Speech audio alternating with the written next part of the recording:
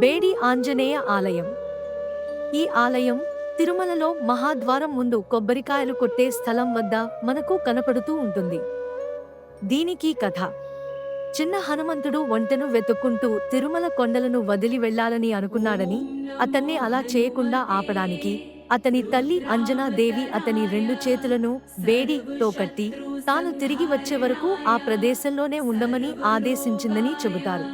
అంజనాదేవి ఆకాశగంగ దగ్గరే ఉండిపోయింది మరియు ఈ ప్రదేశానికి తిరిగి రాలేదు. హనుమంతుడు ఈ రోజు వరకు మహాద్వారం ముందు నిలబడి ఉన్నట్లు కనిపిస్తారు.